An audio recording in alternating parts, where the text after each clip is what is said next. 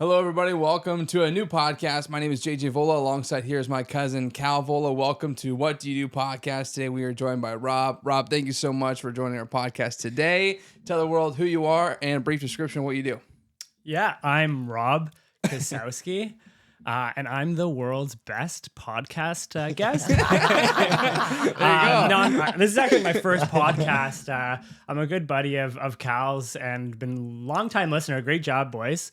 Long time. You guys have been doing it for that long. But honestly, it's been a lot of fun listening to you guys. So hopefully this is a good one. I'm a real estate agent and investor. So, the two things go hand in hand pretty well. I've noticed that I started off on the investment side and thought, hey, like pretty much everybody else, I'm gonna get my real estate license.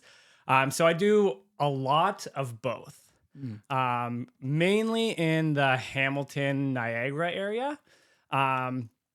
But I'll eat anybody's lunch, so I'll go anywhere. Yeah. Yeah. So honestly, like and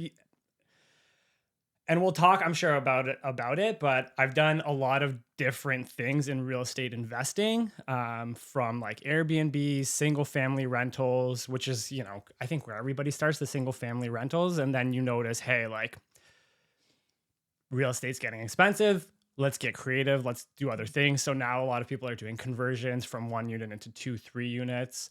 So we've done a lot of that. We've done student rentals, which is, a whole nother category.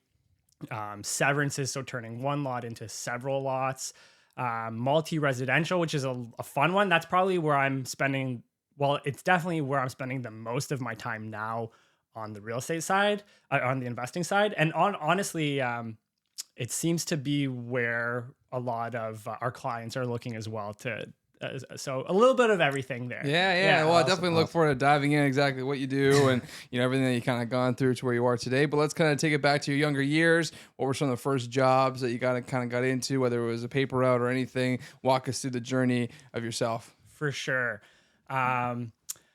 I would say my first job was probably the hardest I've ever worked. I used to do a farmer's market. So we would I'm not even going to say how old I was because it probably wasn't legal. We would wake up at 3 a.m., load up a truck from Niagara, and then drive to Toronto and sell fruits and vegetables. And so it'd be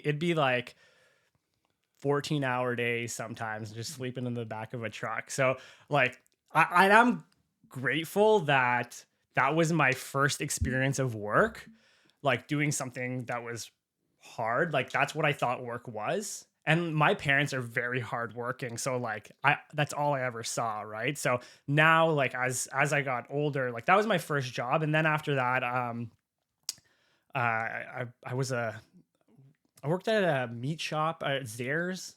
Awesome. So yeah, that was a lot more chill, casual through high school. And then I was a server and I loved that. I loved talking to people. I think that's when I realized I like sales. It kind of is sales. You're talking to people, you're building relationships because you want that tip, you're building that relationship. And I realized I was good at that. And I also have this thing where I can't pass, and my wife hates it.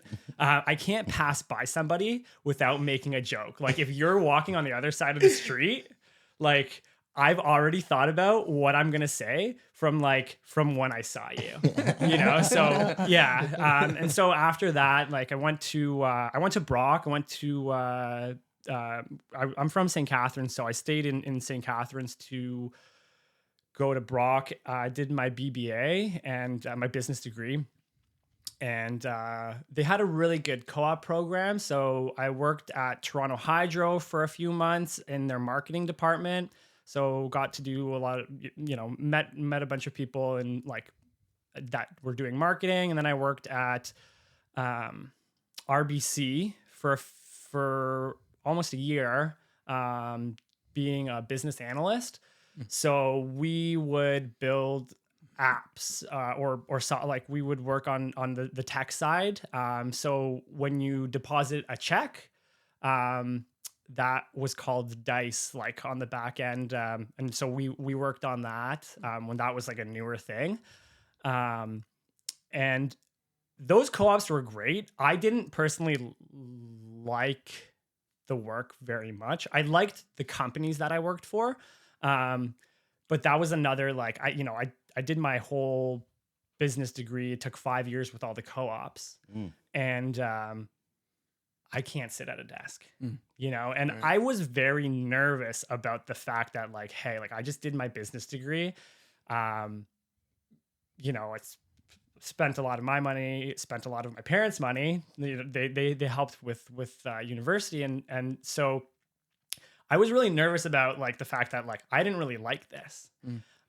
Luckily, I have like, my dad's very entrepreneurial, and he's in real estate, so he was supportive about me not pursuing a career in corporate or something that I got my degree in. But yeah, so like my post-secondary, I think it was great. I learned a lot. And like, even though I was like great at school and like I was pretty good at my job, like I didn't love it. So after that, I did do one more job in corporate at Diageo, which is a booze company. Sorry. What was the course you took for university? So it was a business degree. So I specialized in information systems. And that's because my brother-in-law is just a tech guy. And that's where the jobs were, right? Like in technology. Yeah. I am not technical at all. I finished first in my class in information systems. I don't know very much about technology at all. But the reason I finished first in my class is because they take your marks for everything. And then whoever's in that like specialization, like they just take the highest marks. So there's just not a lot of like really smart people that did information systems, I guess, at like. So were you always naturally smart, Rob, or no, like no? Okay, no, I'm not. So I don't think I'm like very smart. Yeah. I was in a like special assistance class up until grade 2. Like I didn't learn how to read until I was like in grade 2 or 3. Because I don't know what it was. Like I know a big chunk of it is because I didn't know I was in Canada until I started going to school. Like my parents spoke to me in Polish, like all of their friends were Polish. So like I probably should have been in an ESL class, not like an English second language class, instead of like a like, hey, don't sniff the glue class. I don't know if I'm allowed to say that. Yeah, right. It's like I was like kindergarten, daycare. What are we talking about? No, so I mean, it wasn't. I wasn't very studious either, and I think like I'm not diagnosed with anything, but I am a very energetic person, and I do have a hard time like sitting down. So like school wasn't great for me in that regard. But I was like, I love to learn. So it was, so I school was kind of tough. Like I would spend a lot of time just trying to like focus to do my homework. sure. Yeah. Like So you're a motivated guy. You're a competitive guy. You know, like you probably wanted to do super well in your class. You wanted to like show your parents that you're doing well. They helped with schooling as well, like financially. How was that kind of split? Because a lot of kids, like obviously they have to take loans, all that kind of stuff to go to school. Yeah. Was it like a 50-50 split? That's what I did with my parents. Or did they kind of pay for everything for you, Rob, or when you were going to Brock? Yeah, they paid for tuition, and like I lived at home. So like, and that's like, I mean, I was thinking about going to other places, but I don't know if somebody is trying to make that decision right now, like what school should I go to? Like things are very expensive. If like give yourself the chance, if you can stay home, like school, like to me, like university, it's not just like, hey, where am I going to have the best time? Because I really wanted to go to London. I wanted to go to Western, but I was like, they don't have a co-op program. I may not get into that Ivy program that I wanted to get into. Like Brock's got a really good program, and I don't have to pay whatever for accommodations. Like like my friends are here too, which is cool. Like, but so if somebody's like trying to make that choice right now, like, I don't know, don't make it just about partying. Like, where are you going to give yourself the best chance? Like life is very expensive for a person who's going to school. Like, do you really want to be super poor and then have $50,000 worth of debt on the other end of this? Like, because I don't think a lot of young people think about student debt because they don't have to think about it for 5 years. But that is like, it's not, maybe not for some people it's crippling. For some people it's like it's manageable, but like, do you want to be like, and Canada's a lot better than the States, but do you want to be starting off like 50K, 100K in the hole? I don't know. Like, to me, that it's not worth it. You don't even know if what you're going to do for the rest of your life, or even like for me, like I don't need my business degree to be doing what I'm doing. So it's to me, like that is a pretty serious decision. So I don't know, like, yeah. Yeah, it's funny too, because we just had Andre on not too long ago, and he said the same thing too. It's just like, I think we all want that expertise early off or understanding before we get into that career. If somebody could just really take the time to find that mentor, or let's say you're before you even signing up for school, finding that person in that field that you want to get into and actually have like a full out conversation with that person. Because the reality is you're about to spend 4 years, 50 to 100K on that course, to come out of that course to find out that it's not even what you enjoy doing or what you thought it was going to be in the end, right? Yeah. So to have that education of having a simple conversation with somebody that's in that field that you want to get into. Yeah. Like that 4 years is awesome. Yeah. But what about after that? Right. Like, yeah. Like, Yeah. And that's like that's how we should be talking to kids about school, like, okay, what about after that? Not like, what about those 4 years? Like, I don't know. It's such a, you're like, what, 17, 16, 17, 18 when you're making a decision on going to university or college, which is going to be the next 4 years of your life. And that's like a massive decision to give to a young kid, right? Like, they don't know anything about the world, like what's out there, how much money they want to make, what kind of lifestyle they want to have. So definitely, like JJ said, like going out into an industry, trying something, even taking a year off or whatever it may be, isn't like the worst idea in the world. Because, like, I mean, generally it's like go to school, get a job, and then you're going to be like, okay, right? Like it's cookie cutter type of life. And like you went through 4 years of education, you didn't even like what you did, and you went somewhere completely different, right? So like imagine investing all that time, all that money into that, and then not coming out with something that, you're going to do for the rest of your life. But it also, I mean, what are the other benefits of school that you got when you were there at Brock or up? Yeah. So with a business degree, I think now, like as somebody who like, I rely on numbers a lot from like the investment side. And as a realtor, like you want to run it as a business, right? If you're running it as a salesperson, like that's not ideal, right? So I think I did get a lot of like, I got a lot of theoretical information on what I should be doing. I learned a lot of accounting, which is very helpful. When the tax man takes 50, like whatever, hopefully the tax man's taking 50%, like, cause that means you're doing pretty well. Right. But, like a lot of those accounting courses were really helpful for me now, cause I understand like how I want to structure things. So super dry, kind of boring, but very like technical, and like it sucks that I had to go into like a business degree to understand taxes, because they should be teaching that earlier on. So that was helpful. Marketing, like a lot of fun. And also like, how like learning how to position things for people to notice them and cutting through noise. Like that was helpful. Management, I mean, that there was a lot of information there. So like there was definitely value to it. I think now that but I was I was in a program that there is a lot of jobs. There is a lot of, I think a business degree is one of the better degrees to get to find like work afterwards. And there is a lot of transferable information like in any career for sure, I would say. So I do think that if you are going to get a degree, like a business degree is a good one to pursue, like to put to consider.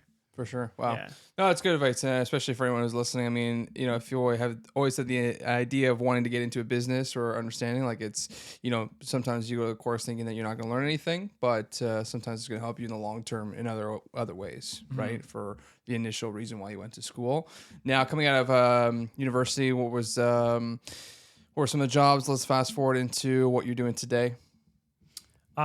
Sorry. So what am I doing today? Well, just like, what did you do after school? And let's get into like what you're doing today, investing and all that stuff into real estate. Yeah, fair enough. So my mentor is my dad. So I'm pretty lucky that I have somebody who cares that much about me. That's so close to me. But so he owned a bunch of single family houses. Like when he started, he's a locksmith, and God bless my parents, didn't speak the best English, and started his own company and worked his ass. Like my dad worked his ass. Both of my parents worked their ass off. My dad, as a locksmith, providing every opportunity in the world for me and my sister. But he was an entrepreneur, and then he started buying real estate, and I was managing it for him from a very young age. I remember he bought student rentals, and I remember being younger than those people and then being the same age as those people and now being older than those people. So I've been doing that forever. So I learned a lot about that side of it. He did a bunch of renovations, so I learned a lot about renovations. So that was the reason that's how I got exposed into real estate. And even though he didn't always buy right, it ended up being so lucrative just because it was just such a good place to invest. So he was my exposure into real estate. And when I was, I bought my first place when I was 21, and my dad helped me out with the down payment. We did the renos together. And the reason that he did that was because he thought I used to travel a lot. I was definitely a bit of a flight risk. And so my dad was like, hey, let's go in on this together, to try and grow some roots here, to keep me kind of in the area. So, I mean, kudos to him for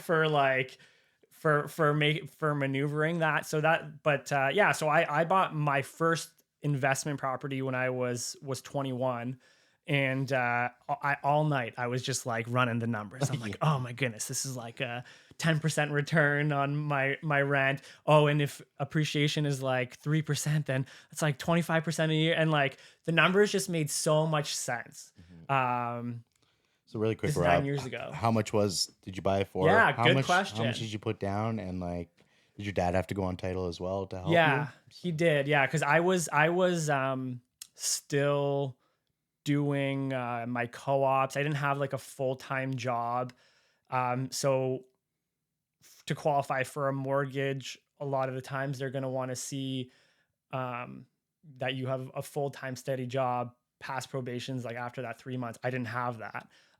So I had whatever, my life savings, and I had a good job. I probably would have qualified for a good chunk of it. I was working at RBC at the time, but I didn't have full-time employment. So he had to go on title with me. And so I bought my first place in Homeside here in Hamilton, Kenilworth in Maine. And that was $163,000. Wow. And it rented out for $1,300, and the mortgage was $700. I remember it was it seems so silly talking about that. It to be honest, it's irrelevant. It is, right? Yeah. Because but that's how a lot, and it's unfortunate because that's how things it was pretty easy to, you just go out and find buy something that you could kind of fix up a little bit, build some equity. And yeah, like that was only 9 years ago. That's You know, insane. and I know, you know, like even from when you bought your place here, like you've been here for 3 years. Yeah. Like the numbers just changed so much, I right? know. So it is a little bit irrelevant, but like 9 years ago, I could go out and buy a place and cash flow $500 a month without doing anything. Incredible. The only reason I think it's relevant now is to like, just to contrast, like now, if I want to find an investment property that is cash flowing, I feel like you have to buy, first of all, you have to buy it under market value, right? So, you know, if there's 10 offers on it, like, Good luck. yeah, you're probably paying market value for it. You have to do a ton of renovations to it to kind of bring up the value, add units to it. So like you have to do all of these things, spend 100, 200,000 just to cash flow. And so the fundamentals have kind of broken down for real estate, because we went from a mentality of hey, you buy this and you pay it off, and over 25 years you're gonna have this asset that's paid off and that's your reward, to I'm going to buy this and I'm going to put my own money into it and just hold on to it. And then I'm going to sell it for more money to somebody else in a year or two and hopefully make like a quick buck. So the fundamentals broke, because now you're just looking at appreciation instead of like your pay down and your cash flow. So so you can't think about investing the same way you did 9 years ago. Yeah, no, for sure. A lot harder. You need a lot more capital to get into the game, for sure. Are you tired of your car smelling like crap every month? Good, because at Hayes Detail Products, you can get a new car air freshener for only $2.99 per month. That's right, get a new air freshener every month. All you got to do is go to hayesdetailproducts.com, go to the air fresheners, select the scent that works best for you. Then make sure you hit the quantity of how many you want per month, and make sure to hit that monthly subscription before checking out. After you check out, you get a new air freshener every single month moving forward. And I'm proud to say that I am the co-founder of Hayes Detail Products, and I'd love for you to be a part of this journey and this great product that we are offering. So don't hesitate, but let's get back to the podcast and enjoy this great episode. Now, what's that been like with, from that experience, you're buying your first house, watching it grow over that 9 years, even over COVID? Like, do you still have that house today, or?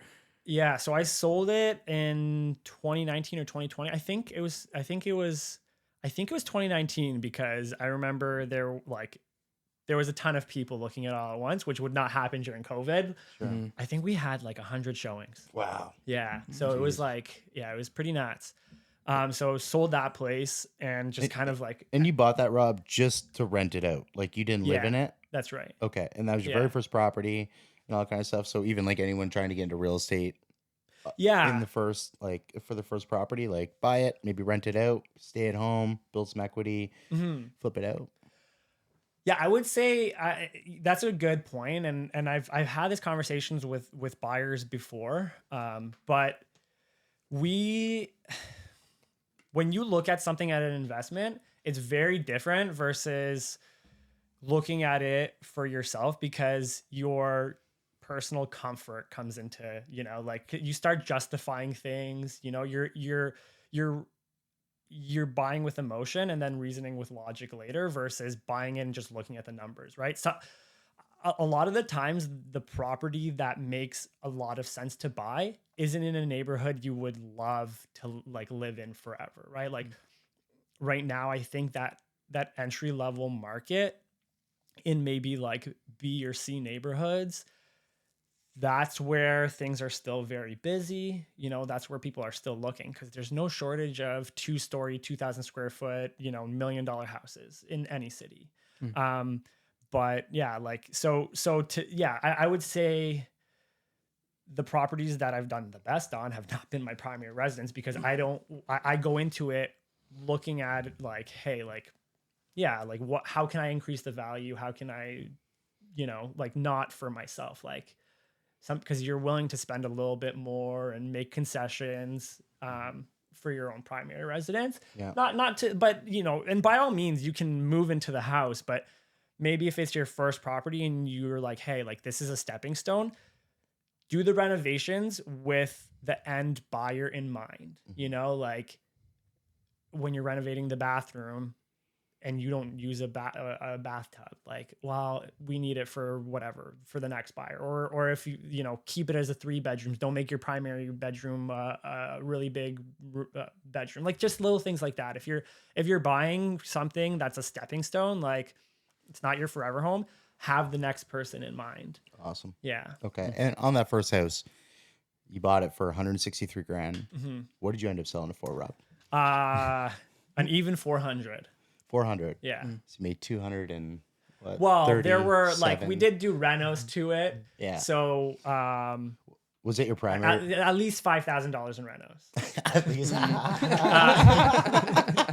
So, Great job. no, Great job. yeah. No, there were renos then, and like from when we bought it, I feel, you know, like, yeah, like even when we bought it, I remember thinking like, oh, Hamilton just had this crazy appreciation over the 6 years prior. Like it was outperforming everywhere else. So even when I bought it, I was like, oh, like this is not like I'm buying kind of like at the top end. You know, and then in 2017 there was like a little correction, like 10%, and like, oh, like I should have sold it then, right? So yeah, I probably could have held on to it and sold it for a little bit more in a few years, right? So, sure. But I was totally happy. I think that property made sense for me to sell it and move that money into something else. So what did you move that money into? I said I told myself I was gonna buy a boat, and I didn't. I don't know. Good for you. Yeah, yeah. I've been on a boat like 10 times in my, like, I don't need a boat. Yeah. This is your ADHD, man, in you, and like just sitting here like, well, because like when you have like a big payday, you're like, oh, I'm gonna spend a little bit on myself. But once you get into real estate investing, it is addicting. It's a drug. Yes. And it's like, because like it's just a game. It's Monopoly. It's literally Monopoly. And yeah, like, and you're usually like always poor because it's so cash intensive that like, yeah, on paper you have a lot of assets, but realistically, like, you know, your fund, like all of your extra money is going to fund these renovations. And then you see an opportunity when you're not looking to buy and you're like, I need to buy this. I need to make it work. So it's Monopoly. So I think at that point we ended up buying, it was 2020. So I was in the middle of a renovation with my in-laws. So, I think that money kind of probably went to that project. Okay. Yeah. Okay. Yeah. And you paid no capital gains because that was probably your primary residence. So that's a good point. That one was not my primary residence. I mean, I didn't know at the time that's how it worked. I probably because somebody was living in it. That it was an investment property. So you pay capital gains on it. So half the tax you would be paying, which is still great. And now if you're, I think they changed the rules now so that like, if you're holding on to anything under 1 year, you have to pay business tax on it. So full income tax. I'm pretty sure that's where it's at. I like now I have a corporation that I buy these things in. So that I'm only paying 12% tax, 12.5 on it, I think it is, versus like adding it onto my income tax at the end of the year. Treating all of your investments as like a business and like a holding company or something like that, trying to it does add a lot of like complications. But and people say like, oh, like it'll protect you financially, but these banks, they want you to personally guarantee the properties anyways. So there isn't really like unless you're like a big corporation taking on hundreds of millions of dollars, like even then, like when you're doing a few $1 million mortgage, under a corporation, they still want you to personally guarantee it. Sure. But the tax benefit is huge. Mhm. It's massive. So you got your first taste in the first house there. Mhm. You made really, really good money, which is incredible. And a lot of people obviously, through this whole like the last 10 years have done like pretty well. As long as you're Yeah. in the market, like you can do pretty well and whatnot. So take us through like all the different type of investments that you do in real estate. And let's say give us like the best one, like how much like you make the most money on which type Yeah. of real estate investment. And it changes over time, right? Because like, the student rental was great when I bought it, but now single family rents have gone up so much that like even, like people who are holding on to student rentals are turning into like 2 units and making more money that way. So it changes. It constantly changes. And as things get more expensive, I think that people are just becoming, I don't know if they're willing to take on more risk, or you need to take on more risk to find the returns. Like the numbers are getting tighter for sure. So what that means is people are just going bigger and bigger and bigger. I probably wouldn't have gone to these multi-residential mixed-use buildings if I didn't have to. But I have to because the house that I bought for 160 and cash flowed $500 on, like that doesn't work anymore because that house is now worth 400 and it rents for 1600, right? So you kind of, so now you kind of have to go bigger and bigger and become more sophisticated. Or you get creative and you kind of, I don't know, I mean, being creative, that means like every solution is different for every property, right? But now what I'm seeing people doing is there's a lot of people doing like Airbnbs. To me, like I have an Airbnb. It is risky if you're buying a house and renting it out to Airbnb because you're at the mercy of one platform. They can change what they charge. There can be legislation that comes in that says, hey, no more short-term rentals. The reason that I don't worry about that is because I have one unit in a building that's actually the zoning allows for boutique hotels. So I'm not, and I didn't buy that building it's only one unit because it's a really unique unit. So I see people doing stuff like that. Out in out by like the lakes, right? Like somewhere like in cottage country. Cottages have really corrected in the last little bit. And that's because mortgage rates have gone up so much. The people who have, if you have a second, like most people have a cottage as their secondary property, right? Yeah. So they're not living there. So if these people who think they're hurting because they have one mortgage, well, think about having 2 mortgages that both went up simultaneously.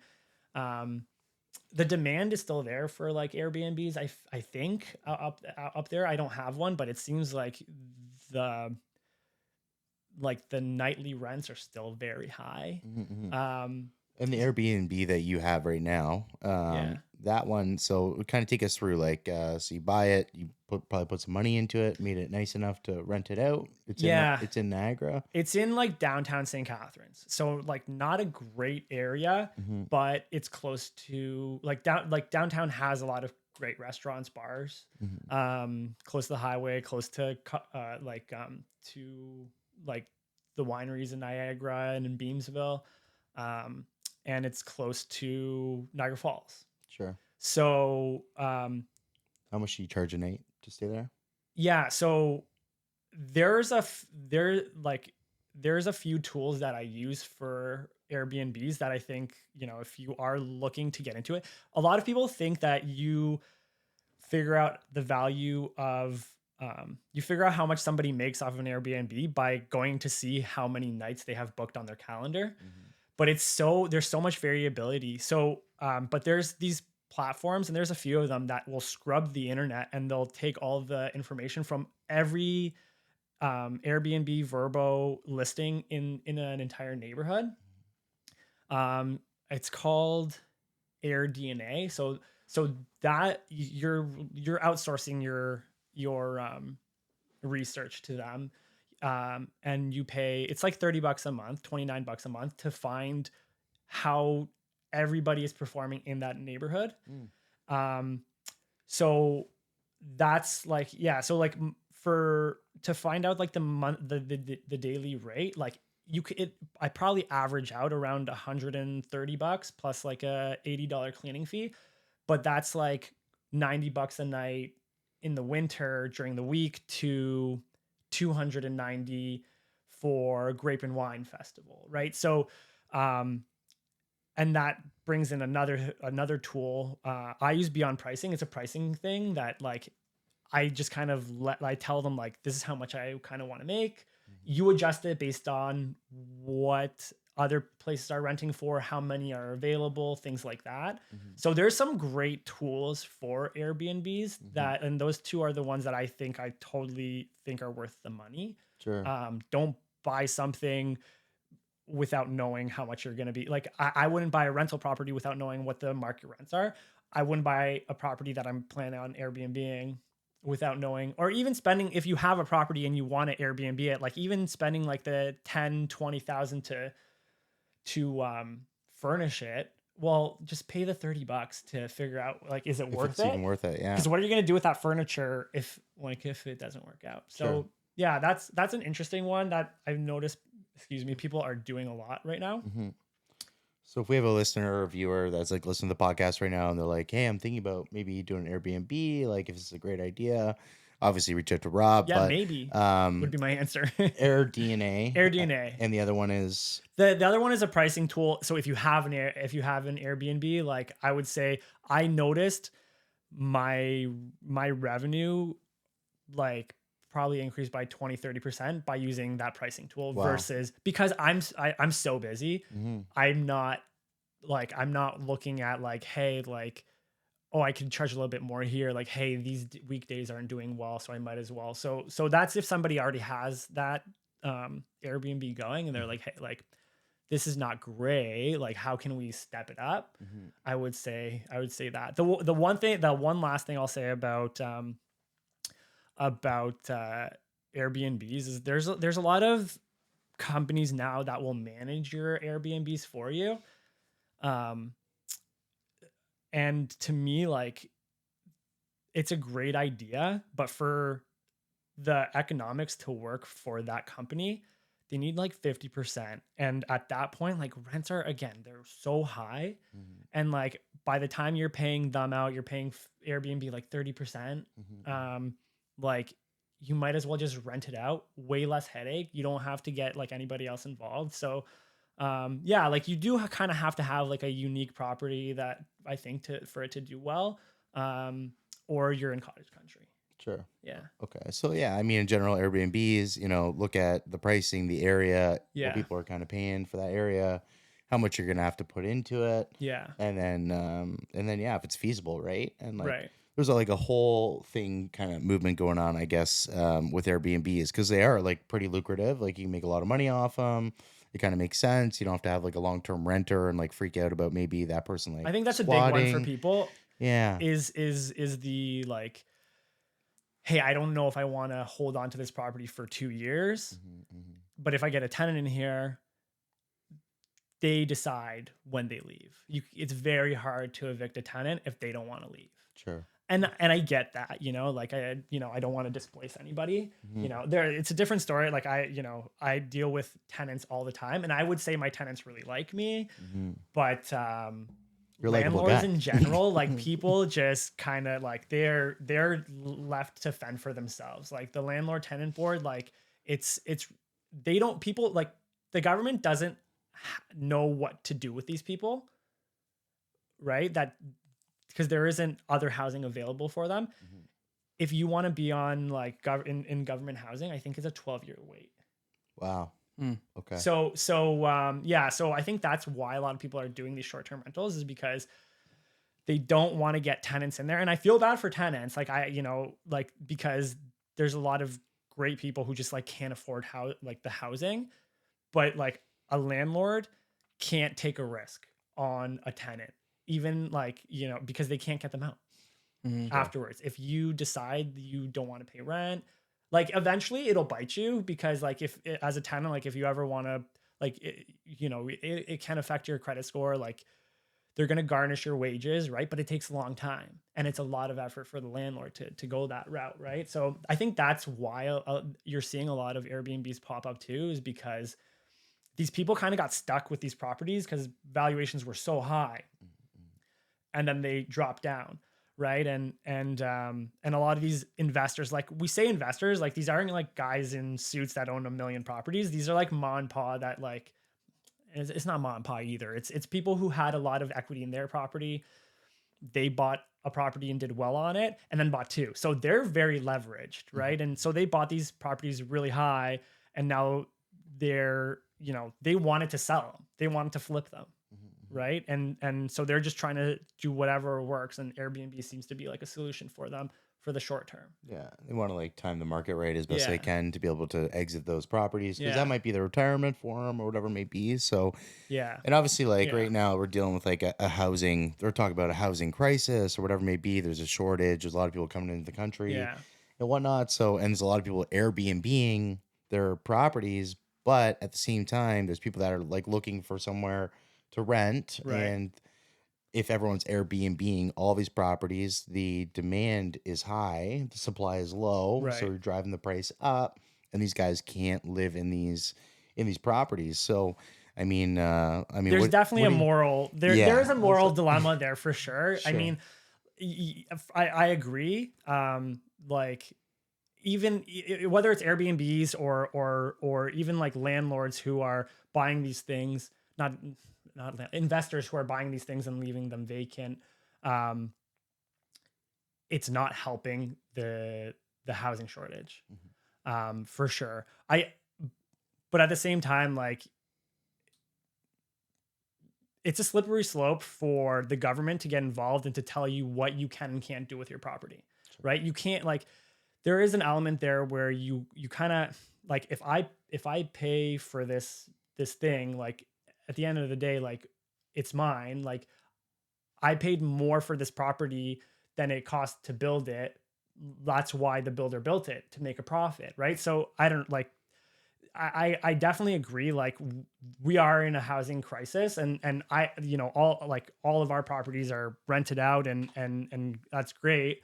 And I think, you know, if I wouldn't want to get in the way of creating more housing, because I think like we do have an issue, and I don't think we're solving it in any way. But I do kind of have an issue with government getting involved in telling you what you can and can't do. I don't know what the solution is, but it's a slippery slope to be told like what you can do with these properties, and now there's like these like rental licensing, right? And to me, same thing. It feels like a bit of a cash grab for the city to come in and say, hey, like if you want to use your property as a rental, which is like what we want these landlords to be renting out their properties. You have to pay this much money for us to come in and make sure it's like that. I agree with like the safety thing, like fine. But then like the renewal every year, and you owe, like, a lot of the guidelines are kind of pointless. To me, like you have to get like, so a lot of times you'll have to get like an ESA inspection, so electrical inspection every 2 years. Like why? Like me as a homeowner, I don't have to do that. So why do I have to do that for my rental property when I didn't do any changes? So like that's where I don't love government intervention, because I think it gets in the way.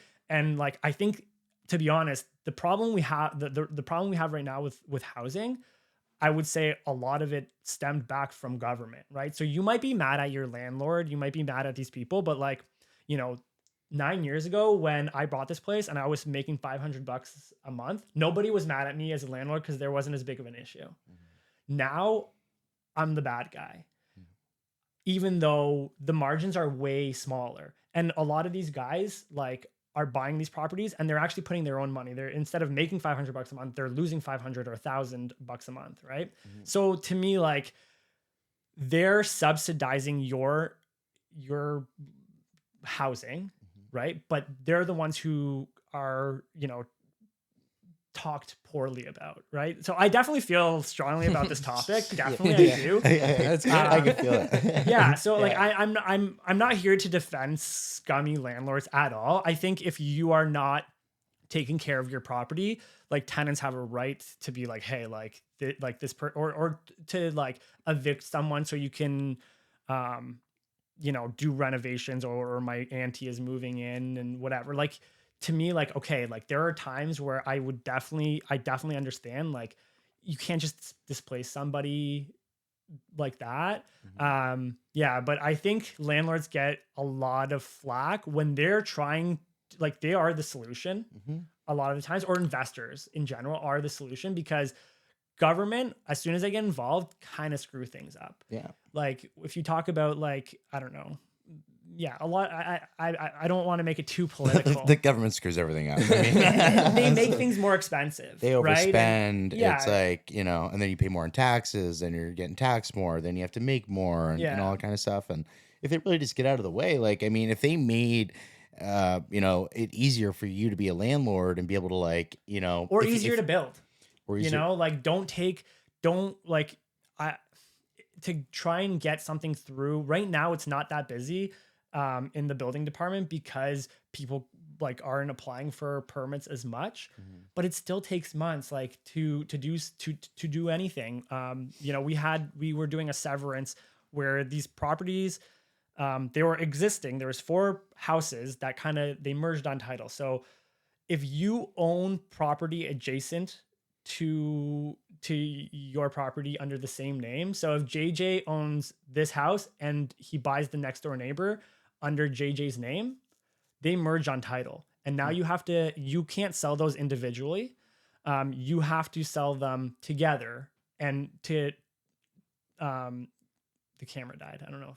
Yeah, it's because we're hit 50 minutes. We're good. Sorry, boys. No, it's good. It's great. No. Keep going. Don't stop. Okay. You know? Yeah. So if you own 2 properties adjacent to each other, they merge on title. You have to go to the city and sever them again. It's essentially a severance. Because it was existing. They'll grant it, but they'll probably make you make changes, right? Like, for example, you'll probably have to now do fire separate.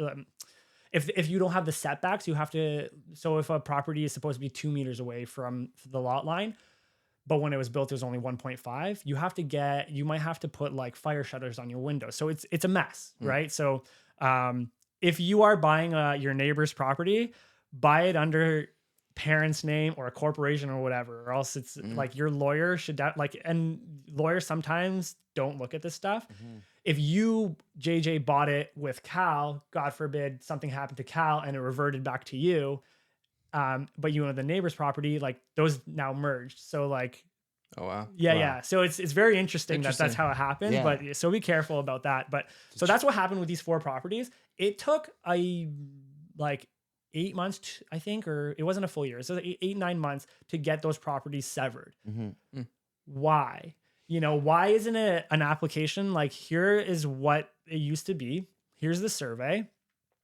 Why do I have to, you know, like, go to a like every single department in the city? And if I do, fine, but like tell me what I need, and don't make me wait 4 months and then chase you for, like, hey, I've done this, can you come and inspect it, right? Like, those 4 properties, like, they were their own houses, you know, like, or to build a new house, like, it shouldn't take 8 months to get a building, like, building permits for a new house, because somebody has to pay 8 months of holding costs.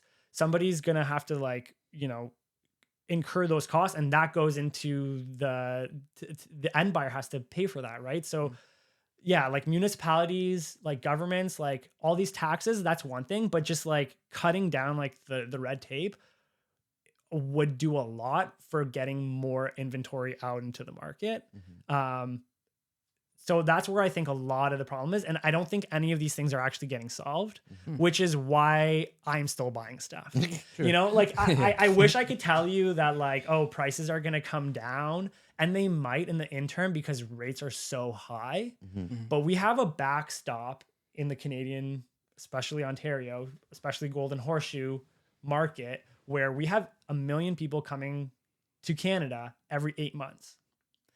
And those people have to live somewhere. So, you know, people are like, well, who can afford this? I'm like, well, one of those 1 million people probably can. You don't need every single person to be able to afford $1 million house or a $500,000 starter home, right? But we do have like that that housing crisis is getting worse.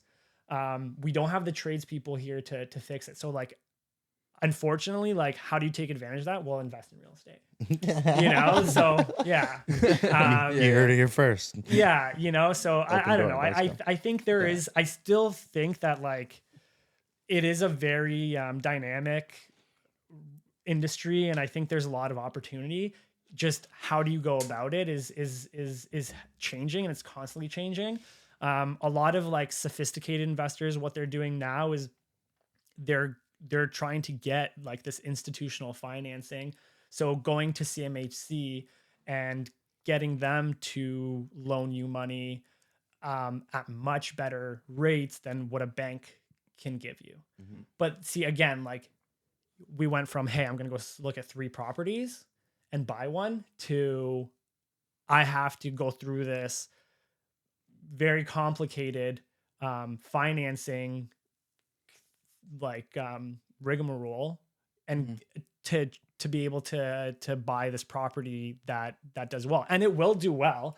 You know, you're gonna do well because property valuations, I think, are in the medium term to long term, like they're gonna go up. Always going up. Yeah, and like, what do you do when you have inflation? And we're gonna have inflation for a long time. Yeah. So with that said, like, what kind of advice would you give to guys or anyone listening to the podcast that would want to get into real estate investment? You know, what is being talked about in 2023, moving into 2024? Like, how would you, if you were in a seminar right now, you had 20 guys looking at you, and what advice would you give to them to want to get into the game? Yeah, good question. I mean, I would probably start with like, you know, what do you have available to you now? Like, do your parents have a house on like a big lot that you can put in? I know you guys are talking to somebody about accessory dwelling units.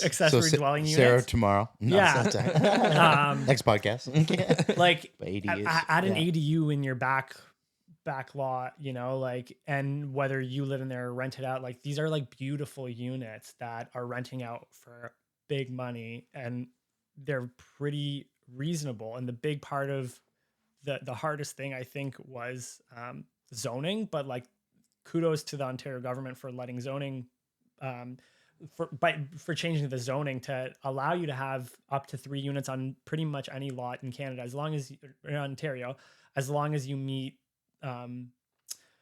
you know, bylaws like setbacks and things like that.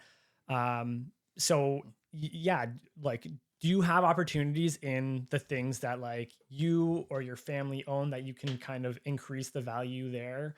I would say like that's probably a good way to start. But if not, like, yeah, buy something maybe that's not your forever home that you can add value to. Something that has a good spread, right? And by spread, I mean like, you know, like what's the purchase price now? We're going to do some renos. What's it worth on the other end?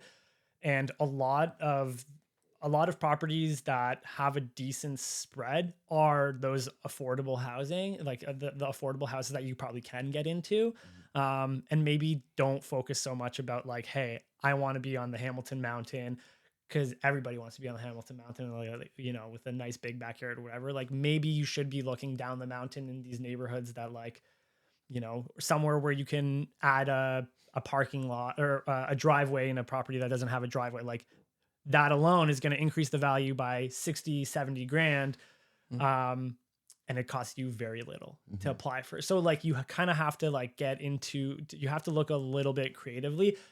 There isn't I would say like, yeah, like the free way to do it is like try and find a mentor, try and find somebody who's doing it. Because it's a lot of money to put into something to lose. Right. You're not going to lose, but like you might not, and you might just have to hold on to that property a little bit longer. But, yeah, if you're flipping a property, which is I think what I'm kind of talking about right now is flipping, like buy something, fix it up, sell it, and move on to, move into something a little bit nicer. Yeah, like I think, maybe try and learn from somebody who's already doing it, because like get under somebody's wing is what you're saying. Definitely. Yeah. Like, watching like HGTV, like they have a lot of unfair advantages that you don't know about. They have sponsors. They have all these, like their reno budgets like are not realistic because they're getting free material and all this stuff. So like, don't look at HGTV. Like go to someone who you can actually like see the renos and see what they're doing, because like see what actually sells. Like you have to, we definitely have, I feel like we kind of have everybody aligned now, like all the contacts. I know exactly what products I'm putting into every property. So it takes a lot of like that out of it. I know where I'm getting all these things from. So go to somebody who's doing that and learn what they're doing, and then kind of just rinse and repeat. You don't have to, reinvent the wheel, especially when you're doing a flip, when you're flipping a property, but avoid making those costly mistakes by going through it with somebody else, somebody else's money. Definitely educate yourself, try and learn from someone, see what's out there, see what's like in your grasp. Don't go like, you don't have to go too big in your first one, maybe do an ADU, maybe an existing family property that needs some upgrades that maybe you can do the upgrades to, refinance it, take out the equity, maybe go invest in a small property or an apartment or like something like that, or a condo that's like bite size that you're not going to lose your shirt on, get a taste of it. And then go from there, like everyone starts small, like you said, like everyone wants a big forever home right off the bat, but that's not realistic. Like we have, so many friends that like started off with like a condo, did all these renovations, and then like made a lot of money, moved up to the next property. It's like, it's a piggyback game. It takes a minute, but like over time, you'll get there. You'll become like Rob Kasowski, so yeah. For sure. There's so many things that like we didn't even talk about, but it's such a big industry. And to like go into depth, like there's a reason that there's so many real estate investing podcasts. Yeah.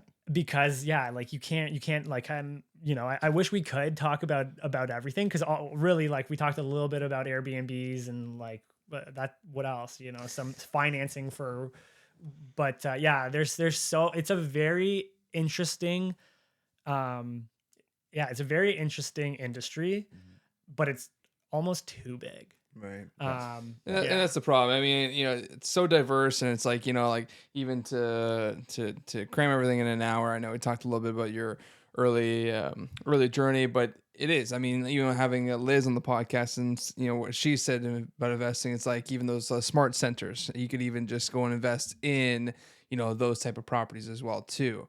Right, they look for like the crowdfunding, and then they make a property. Like there's so many ways to get into, quote unquote real estate or investing your money, on property. Just quickly before we end the podcast, like what has been your best transaction, real estate? If you can share.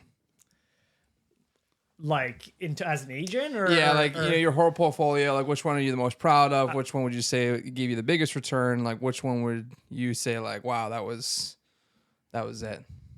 Yeah, the best one was the biggest return for sure. Yeah. I don't know. I mean, like these properties are gone, like I don't get to enjoy them anymore. So. Whichever one I made the most money on. I mean, it's a couple of them. No. Yeah. Well, you know what?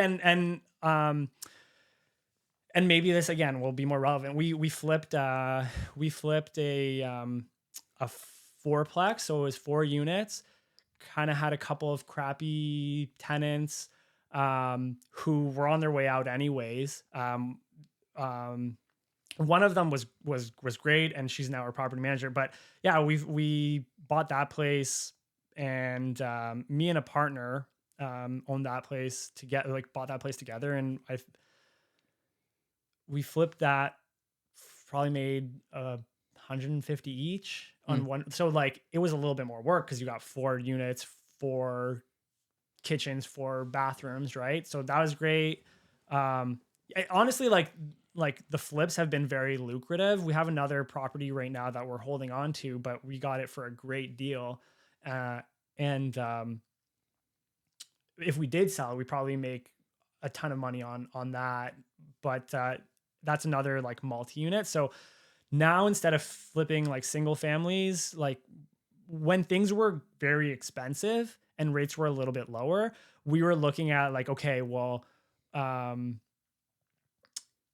if I can't sell this, I'm going to have to rent it out. So I'm going to want to hold on to like a multi-residential. So like, but those were really, because that seemed to be the flavor of the month at the time. So we did like really well on those. So yeah, I mean, I've been very lucky. We've hit a few home runs. And so how would somebody find that home run? That now's deal? A good time. So like I feel like a lot of the time we've been talking about like, because I know a lot of your audience is, you know, starting out, but if you do have some money right now, like now is a great time because people are feeling the pinch. They're getting rid of their secondary properties. There's more stuff available, and they're motivated to sell. People haven't really been motivated to sell like out of fear in a while. So I definitely think like now's a good time to be looking and just buying these properties like in these areas that like if you can find something on the water, like you're striking gold, you know? So like, so I don't know. There's definitely a lot of these fixer uppers where people kind of ran out of money, or it's their own house where they ripped down a wall and they're like, never got around to it. Like those are a little harder to finance. Yeah. So like the average first time home buyer, they're probably not going to get that property. But there's a lot of properties right now that I'm seeing. Like, I don't know. There's definitely opportunities to buy something that's got a huge spread on it. Something that I think when the market turns, or even it doesn't have to turn, like right now, like there's great margins. So, if any, like they're kind of everywhere right now. You do at least, you know, maybe find an agent who knows what they're talking about. So guys, reach out to Rob. All right. Open door property. Yeah. I honestly haven't seen this many deals in a long time. Like last December, there was a ton of that. Over the summer, there was a ton of that. I feel like this fall things kind of picked up, but it's going to kind of die down in the winter again. And I think it just see that seasonality, and you're going to start seeing those opportunities come up as well. So yeah, I would say just keep your eyes open, because like they're there for sure. They're a little harder to finance, and so you do have to have you either have to have a partner with deep pockets or access to a line of credit or something, because they're cash intensive. They are, but you can get a private mortgage, you know, and sometimes that's a little scary to get a private financing at whatever 10-12%. But now a traditional mortgage is 7%. So you can still get like good private financing. But there's definitely like, now is a great time to be buying. I know typical agent, it's always a good time to be buying. It's always a good time to be selling. Yeah. Now probably isn't a good time to be selling, unless you have to, unless you are selling like a great property to roll it into something, because people are still looking for like nice finished products.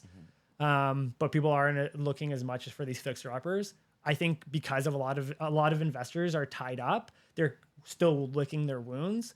They don't have access to money like they did, or they're just shell shocked. So, you know, these things are kind of sitting a little bit longer, and they're on the MLS, they're on the market, or there's a lot of private deals too. And, you know, I feel like a lot of those private deals, like I hear about them not because I'm an agent, but because I'm an active investor and I'm like, so I know who to talk to kind of thing. And yeah, there's like Facebook groups or whatever else for those.